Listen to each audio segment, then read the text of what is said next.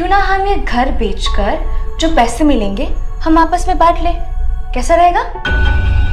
अच्छा आइडिया है। और मेरी माँ जी से बनती नहीं है तो मैं तो माँ जी को नहीं रख सकती अपने घर में। बस मैं भगवान से यही दुआ करूंगी कि तुम जैसे औलाद किसी माँ बाप को ना दे।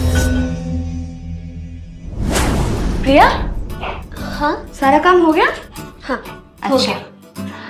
अब तो 13वीं भी खत्म हो चुकी है हाँ और बच्चों के स्कूल भी तो स्टार्ट होने वाले हैं, तो मैं घर तो जाना ही पड़ेगा। आप सही कह रही हो। लेकिन घर जाने से पहले एक काम निपटाना पड़ेगा। कैसा काम? ये जो घर है काफी बड़ा है ना? हाँ। और माँ जी अकेले तो ये घर संभाल नहीं सकती और उनके लिए यहाँ पर रहना काफी मुश्किल होगा। तो मैं सोच रही थी क्यों ना हम ये घर बेचकर जो पैसे मिलेंगे हम आपस में बांट लें, कैसा रहेगा? अच्छा आइडिया है ना? हाँ। और रही बात माँ जी की, उनको वृद्धाश्रम भेज देंगे। एकदम सही कहा, मैं भी यही सोच रही थी। हाँ।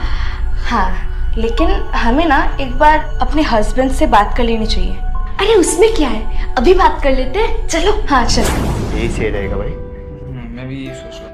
अभी तो माँ का बहुत ध्यान रखना पड़ेगा भाई। हाँ भैया।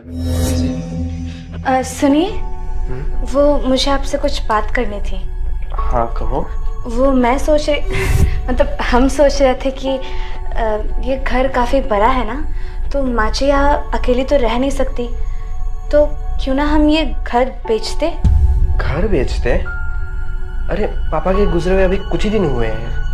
हाँ मुझे पता है, पर आप ही देखिए ना, ना मुझे ऑफिस से छुट्टी मिलती है ना आपको, और हम बार बार तो यहाँ आ नहीं सकते, तो यही सही मौका है बात करने के लिए। आप मम्मी जी से बात कर लीजिए। भाई तू क्या कहता है? ठीक है। अच्छा ठीक है, मैं माँ से बात करता हूँ घर बेचने के बारे में। माँ माँ माँ माँ ये ना।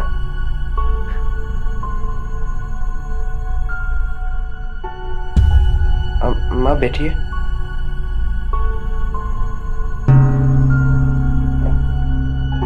माँ वो हमें आपसे कुछ बात करनी थी।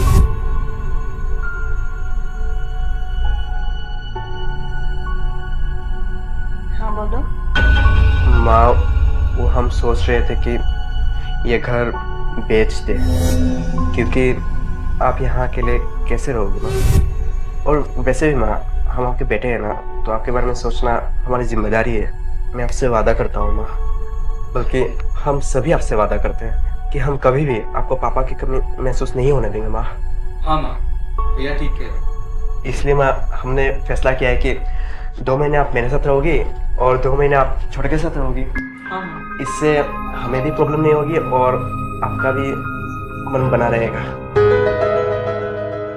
एक सेकेंड, ये बीच में 2 महीने कहाँ से आ गए? और मैंने आपको कब बोला कि माँ जी हमारे साथ रहेंगी? देखिए जी, मैं आपको पहले बता रही हूँ, मैं भी ऑफिस में रहती हूँ, बच्चों को स्कूल भेजना होता है और आप भी घर पर नहीं रहते, तो माँ जी का ख्याल रखने वाला कोई नहीं है और मेरी माँ जी से बनती नहीं है, तो मैं तो माँ जी को नहीं रख सकती अपने घर में। हाँ, अब दीदी मम्मी जी के मुंह पर बोल रही है तो मैं कैसे चुप रह सकती हूँ? मैं भी मम्मी जी को नहीं रख सकती। अरे मुझे भी काम है, मेरे भी बच्चे हैं।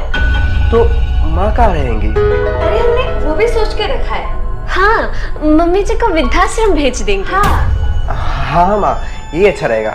और वैसे भी हम कहाँ घर पे रहते हैं, हमें तो काम के सिलसिले में बाहर रहना पड़ता है ना। हाँ माँ, मैं भी अक्सर बाहर रहता हूँ, घर पे ज़्यादा नहीं रहता मैं। और वृद्धाश्रम इतनी भी बुरी जगह नहीं है माँ, और वहाँ पे तो आपकी उम्र के बहुत सारे लोग भी होंगे। हाँ, बहुत सारे होंगे। आप चिंता मत कीजिए, आपका मन बना रहेगा वहाँ पर। हाँ हाँ माँ, आप चिंता मत कीजिए, हम हर महीने आपको देखने आ जाया करेंगे माँ। हाँ माँ। तुम्हारे पापा को गुजरे महीना भी नहीं हुआ और तुम लोग घर बेचने की बात कर रहे हो। अरे माँ जी, आप तो गलत समझ रही हो, हम तो आपके भलाई के लिए बोल रहे हैं ना। हाँ, भाभी बिल्कुल सही कह रही है। तुम चारों को मेरे बारे में सोचने की कोई जरूरत नहीं है। मुझे इस घर में अकेले रहने में कोई दिक्कत नहीं है। इतने दिनों तक जब जरूरत थी तब कहाँ थे तुम लोग? जब तुम्हारे पापा जिंदा थे तब तो एक बार भी देखने नहीं आए। अपने आखिरी समय पे कितना याद कर रहे थे तुम सबको। बस एक आखिरी बार ही तो देखना चाहते थे, लेकिन तुम सबके पास वक्त ही कहाँ। मैं इस घर से कहीं नहीं जाने वाली, सुना तुम लोगों ने? मैं इस घर को कभी बेचने नहीं दूंगी। पर माँ जी, क्योंकि इस घर की हर एक कोने में उनकी यादें बसी हुई हैं।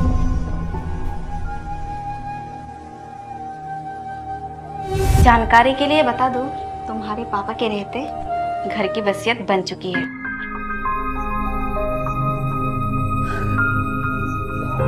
ज्यादा खुश होने की जरूरत नहीं है, क्योंकि मेरे मरने के बाद यह घर सीधा अनाथ आश्रम को जाएगा। क्या? हाँ, सही सुना। और मेरे मरने के बाद भी तुम सबको आने की कोई जरूरत नहीं है। बस मैं भगवान से यही दुआ करूंगी कि तुम जैसे औलाद किसी माँ बाप को ना दे। पर माँ, खुश रहना।